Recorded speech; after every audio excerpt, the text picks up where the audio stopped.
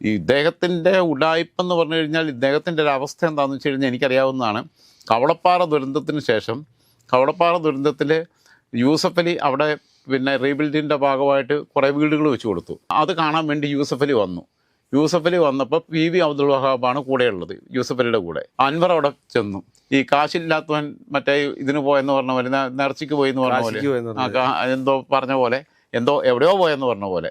അപ്പോൾ പോയിട്ട് അവിടെ പോയി നിന്ന് വായി നോക്കി നിന്നു. യൂസഫ് അലി ആയിട്ട് നമുക്ക് ഉണ്ടാം, യൂസഫ് അലിയുടെ കൂടെ ഒന്ന് നടക്കാം എന്നൊക്കെ കരുതിയത്. അത് കഴിഞ്ഞിട്ട് അൻവറുടെ കൂടെയുള്ളവരോട് പറഞ്ഞതാ, വേണ്ടിയിരുന്നില്ല, വരണ്ടിയിരുന്നില്ല അങ്ങോട്ട് എന്ന് പറഞ്ഞു. കാരണം എന്താ വെച്ചാൽ വെറുതെ വായി നോക്കി തിരിച്ചു പോകേണ്ടി വന്നു.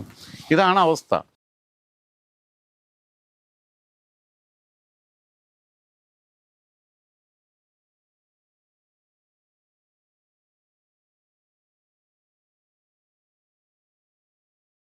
ഇദ്ദേഹത്തിൻ്റെ ഉഡായിപ്പെന്ന് പറഞ്ഞു കഴിഞ്ഞാൽ ഇദ്ദേഹത്തിൻ്റെ ഒരു അവസ്ഥ എന്താണെന്ന് വെച്ച് കഴിഞ്ഞാൽ എനിക്കറിയാവുന്നതാണ്.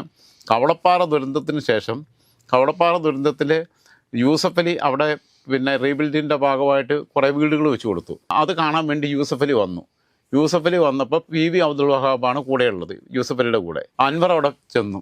ഈ കാശില്ലാത്തവൻ മറ്റേ ഇതിന് പോയെന്ന് പറഞ്ഞ പോലെ, നേർച്ചയ്ക്ക് പോയെന്ന് പറഞ്ഞ പോലെ, എന്തോ പറഞ്ഞ പോലെ, എന്തോ എവിടെയോ പോയെന്ന് പറഞ്ഞ പോലെ. അപ്പോൾ പോയിട്ട് അവിടെ പോയി നിന്ന് വായി നോക്കി നിന്നു. യൂസഫ് അലി ആയിട്ട് നമുക്ക് ഉണ്ടാം, യൂസഫ് അലിയുടെ കൂടെ ഒന്ന് നടക്കാം എന്നൊക്കെ കരുതിയത്. അത് കഴിഞ്ഞിട്ട് അൻവറുടെ കൂടെയുള്ളവരോട് പറഞ്ഞതാ, വേണ്ടിയിരുന്നില്ല, വരണ്ടിയിരുന്നില്ല അങ്ങോട്ട് എന്ന് പറഞ്ഞു. കാരണം എന്താ വെച്ചാൽ വെറുതെ വായി നോക്കി തിരിച്ചു പോകേണ്ടി വന്നു. ഇതാണ് അവസ്ഥ.